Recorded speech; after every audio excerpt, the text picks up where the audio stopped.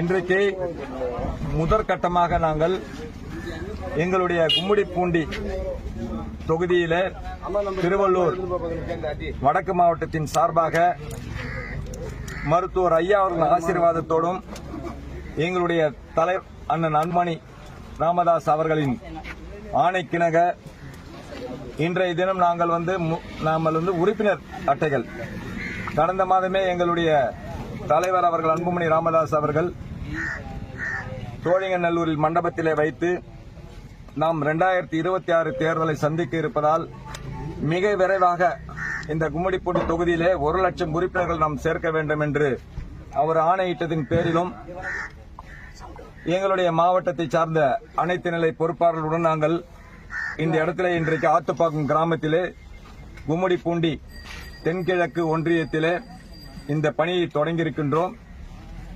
இந்த பணியை தொடங்குகின்ற இந்த நேரத்திலே இளைஞர்களை வைத்துக் கொண்டு அவர்களை பிரித்து ஒவ்வொரு தெருவாக ஒவ்வொரு வீடாகவும் சென்று உறுப்பினர்களை சேர்த்துக் கொண்டு பணியை இன்று தொடங்கியிருக்கின்றோம்.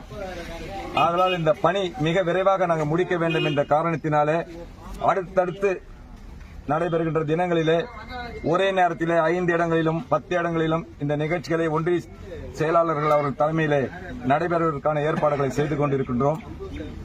எங்களுடைய இலக்கெல்லாமே 2026 இந்த கும்மிடிப்பூண்டி தொகுதியை வெற்றி பெற செய்து மருத்துவர் ஐயா அவர்களுக்கும் அண்ணன் அன்புமணி ராமதாஸ் அவர்களும் சமர்ப்பிக்க வேண்டும் என்பது எங்களுடைய குறிக்கோள். அவர்களுக்காகவே நாங்கள் இந்த பாட்டாளி கட்சி மிகப்பெரிய அளவிலே எழுச்சி பெற வேண்டும் என்று பணிகளை செய்து கொண்டிருக்கின்றோம். மற்றபடி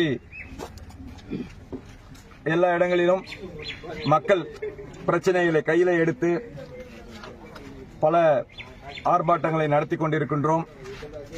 விரைவாக நாங்கள் இந்த எல்லாபுரம் ஒன்றியத்துக்கு உட்பட்ட அறிவுசார் நகரம் அமைப்பதற்கான உலகளவிய டெண்டர் ஒப்பந்தத்தை கோரியுள்ளது தமிழக அரசு. 1714 ஏக்கர் நிலத்தை கையகப்படுத்துவது என்று முதலில் அறிவித்துவிட்டு இப்போது 800 ஏக்கருக்குள்ளே அதை முடிப்பதாக அறிவித்திருக்கின்றார்கள். அதை முழுமையாக அங்கே இருக்கின்றவர்களுக்கு அனைவருக்கும் வழங்கப்பட்ட நில எடுப்புக்கான உத்தரவை மறுபரிசீலனை செய்து அதிலே எந்தெந்த இடங்கள் இப்பொழுது தேர்வு செய்யப்பட்டுள்ளது, குறு சிறு விவசாயிகள் நிலங்களை எடுக்கவில்லை என்று அந்த சர்வே எண்ணோடு ஏற்கனவே வழங்கப்பட்டிருந்த அந்த நோட்டீஸ் அதை திரும்ப பெற வேண்டும். பத்திரிகைகளில் இந்தந்த சர்வே எண்களில் தான் இதை எடுக்கின்றோம் என்று தெளிவாக அறிவிக்க வேண்டும் என்று கோரி